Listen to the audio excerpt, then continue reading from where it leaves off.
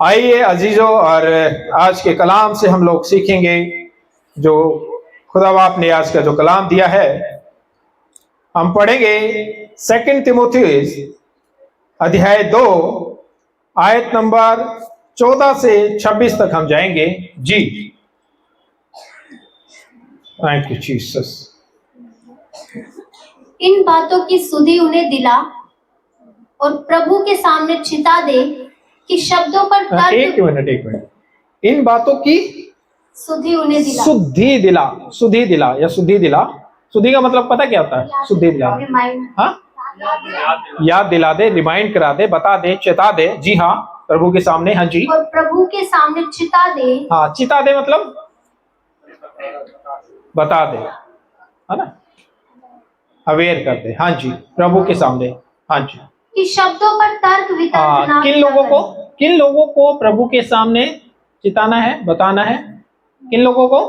जो शब्दों पर क्या करेंगे जी? तर्क वितर्क। इसका मतलब क्या होता है? कितने लोग जाते हैं? कम ऑन, एक अच्छी क्लास एक अच्छा रिएक्शन देती है जब आप पढ़ते हैं तो।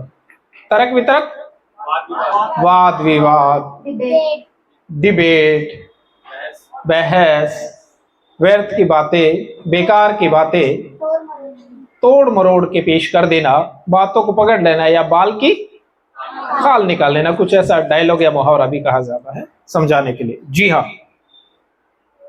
जिनसे कुछ लाभ नहीं होता।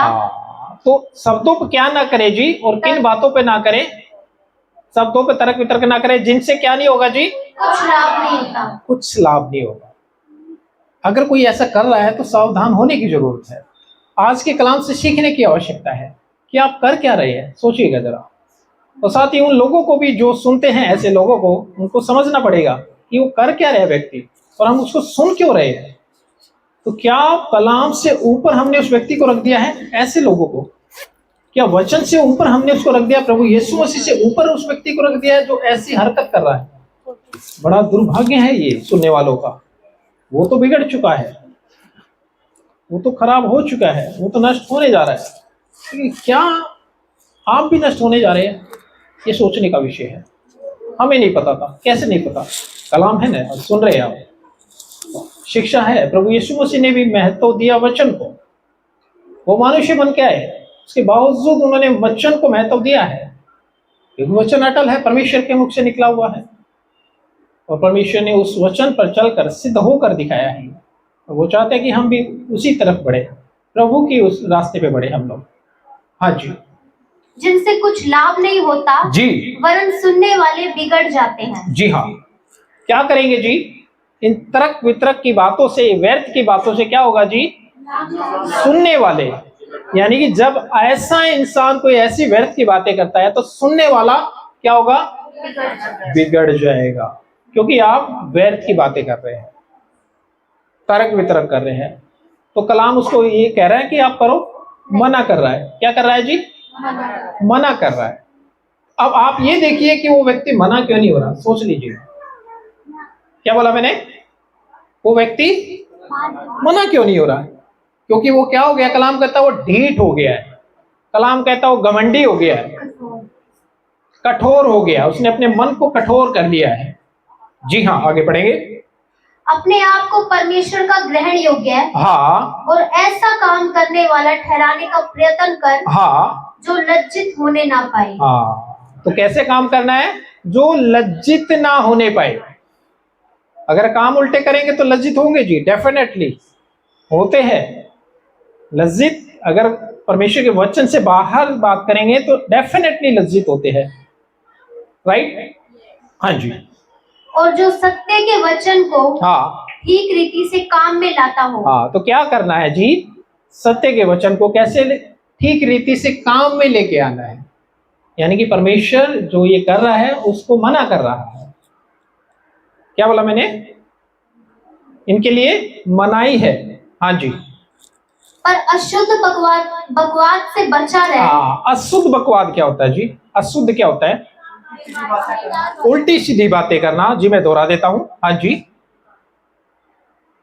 क्या हुआ? आपको नहीं पता अशुद्ध का मतलब? भाई ने कहा कि उल्टी सीधी बात करना, जो शुद्ध नहीं होती, शुद्ध नहीं होती, जो अच्छी नहीं होती, गंदी बातें, वचन से बाहर है। वचन से बाहर अशुद्ध बातें, वचन से बाहर गंदी बातें, जी हाँ, व्यर्थ की बातें, झूठी बातें। क्या बोला जी? जी हाँ, आगे। पर अशुद्ध बकवास से बचा रहे, क्योंकि ऐसे लोग हाँ और भी अभक्ति में बढ़ते जाएंगे। जो ऐसे जो लोग हैं ना, जो भटक गए हैं, तो अभक्ति में, भक्ति में नहीं जी। अभी कोई शास्त्री फरीसी टाइप का आदमी को सुन रहे तो बड़ी तकलीफ है। देखना, आपको परमेश्वर ने बुद्धि दी है, कॉन्शियस दिया, समझिए ऐसे व्यक्ति को वो कर क्या रहा है। तो ऐसा व्यक्ति शास्त्री के समान बकबक करने वाला हो सकता है, ज्ञान का जानने वाला हो सकता है, इस बाइबल को कोई भी पढ़ सकता है, इसको शैतान भी पढ़ता है। तभी तो प्रभु यीशु मसीह के पास आया, लिखा है ये, तुझे कैसे पता लिखा है? जानता है ना, जानता है। भ्रम में ना आ जाइएगा। क्या बोलता है, आहा हा हा, बिना बाइबल के क्या संदर्भ जोड़ जोड़ के बता देता है। बुरे फंसने वाला है वो व्यक्ति और उसके साथी जो उसके साथ जो चल रहे हैं। अजीजों, कलाम कहता है, जब हम लोग पढ़ते हैं नीति वचन अध्याय 28 आयत नंबर 16, एक बार उसका गौर करेंगे प्लीज।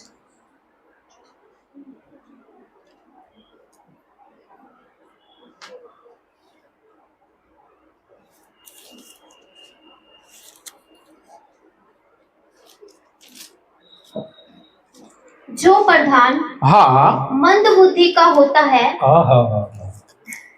जो प्रधान कैसा होगा जी? मंद बुद्धि, हाँ, प्रधान तो है लेकिन मंद बुद्धि का है। हाँ, वही बहुत अंधेर करता है। वह बहुत अंधेर करेगा, मतलब पूरी अपनी चला नहीं, पूरी कह सकते हैं ना, पूरी बदमाशी करनी है उसने अपनी, क्योंकि प्रधान बन चुके बैठा है ना जी, बन चुका है, अब क्या करें। हाँ, और जो लालच का बैरी होता है, हाँ, इसी के साथ ही नीति वचन 29 का 12 एक बार देखेंगे। जब हाकिम झूठी बात की ओर कान लगाता है, हाँ, हाँ जी, तब उसके सब सेवक दुष्ट हो जाते हैं। हाँ, तो उसके जो मानने और जानने वाले उसको फॉलोअर भी क्या हो जाएंगे? दुष्ट हो जाएंगे। जब हाकिम झूठी बातों की ओर कान लगाएगा तो कहेगा ये भी ऐसा है तो हम भी ऐसे, ये ऐसा कर सकते तो हम क्यों नहीं कर सकते। ये जायज बात है, प्रैक्टिकली है ना। आप जब family member, as a parent, as a brother sister जो भी है, तो आप देखिएगा कि जब आप कुछ कार्य को करते हैं और उन्हें मना करते हैं तो क्या कहते हैं, ये भी तो कर रहा है, भाई भी तो कर रहा है, बहन भी तो कर रही है, पापा भी तो ऐसे करते हैं, मम्मी भी तो ऐसे कर रही है। तो जाहिर सी बात है, पापा मम्मी भाई को तो ठीक हो जाना चाहिए, तभी वो सिखा पाएगा। बेटा झूठ मत बोलो, तो पापा जी आप झूठ बोलना छोड़ दीजिए, कि जो पड़ोसी आए तो कहते पापा नहीं है घर पे, तो आप खुद ही सिखा रहे झूठ बोलना। हाँ जी।